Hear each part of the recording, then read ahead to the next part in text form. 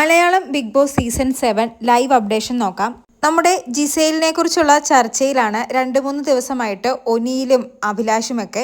അങ്ങനെ ചർച്ച ചെയ്ത് പല പ്ലാനിങ്ങൾക്കൊടുവിൽ ജിസേലിനെ അഭിലാഷിൻ്റെ ആഗ്രഹപ്രകാരം വെസൽ ടീമിലിട്ടു. ഈ തവണ നോമിനേഷനിൽ വന്നു. ഇപ്പോഴത്തെ ഇവരുടെ ചർച്ച എന്താണെന്ന് വെച്ചാൽ ആര്യനും ജിസേലും തമ്മിൽ ലവ് ട്രാക്ക് ആണോ അല്ലയോ എന്നാണ്.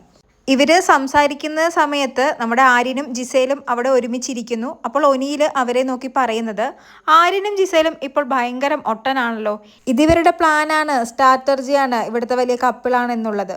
അപ്പോൾ അഭിലാഷ് ഒനിയിലിനോട് പറയുന്നത്, ഇന്നലെ എന്നോട് ബിന്നി പറഞ്ഞിരുന്നു ഇതാണ് ഈ സീസണിലെ ലവ് ട്രാക്ക് എന്ന്. അതായത് ഇപ്പോൾ ഒനിയിലും അഭിലാഷും ബിന്നിയും എല്ലാം പറയുന്നത് ഈ Bigg Boss season 7 love track കളിക്കുന്നത് ആര്യനും ജിസേലുമാണെന്ന്. ഇതെല്ലാം കേട്ടുകൊണ്ട് സാബുമാനും ഇവരുടെ കൂടെയുണ്ട്. അപ്പോൾ സാബുമാൻ ചോദിക്കുന്നത്, ഈ BBയിൽ ലവ് ട്രാക്ക് വളരെ കോമൺ അല്ലേ, ഒരു സ്ട്രാറ്റജി പോലെ, അത് ഇഷ്ടപ്പെടുന്നവരും ഉണ്ടടാ എന്നാണ് നമ്മുടെ അഭിലാഷ് പറയുന്ന മറുപടി.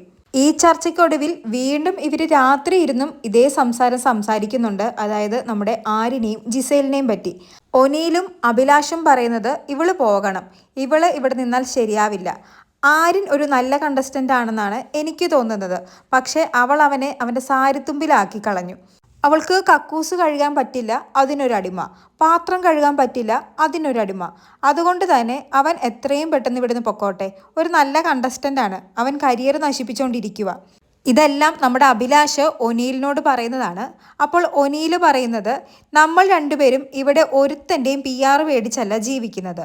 അതിന് അഭിലാഷ് പറയുന്നത്, എനിക്കറിയാം പുറത്തിറങ്ങിയാൽ ഇവരുടെ PRൽ നിന്നും തട്ട് കിട്ടുമെന്ന്. എനിക്ക് പുറത്തിറങ്ങിയാൽ തട്ട് കിട്ടിയാലും കുഴപ്പമില്ല. ഇനി എന്തായാലും നേരിട്ടുള്ള കളികളാണ്, കൊടുക്കും ഞാൻ. ലൈവ് കാണുന്നവർക്കറിയാം, 1 മാസത്തോളമായി അഭിലാഷ് ജിസേലിനെയോ ആര്യനെയോ പുറത്താക്കാൻ വേണ്ടിയുള്ള ഈ പദ്ധതികൾ. എനിക്ക് തോന്നുന്നു മെയിനായിട്ട് അഭിലാഷ് ടാർഗറ്റ് ചെയ്യുന്നത് ജിസേലിനെയാണ്. ജിസേലിനെ ഒരു തരത്തിലും അഭിലാഷിന് അങ്ങ് സഹിക്കാൻ പറ്റുന്നില്ല. ഫിസിക്കൽ ടാസ്കിൻ്റെ കാര്യത്തിലാണെങ്കിലും ശരി, മറ്റെല്ലാ കാര്യത്തിലും. അതിനുള്ള ഉത്തമ ഉദാഹരണമാണ് ഇന്ന് അഭിലാഷ് ഒനിയിലിനെ കൊണ്ട് ജിസേലിനെ വെസൽ ടീമിൽ ഇടിയിച്ചതും നോമിനേഷനിൽ വരുത്തിച്ചതുമെല്ലാം.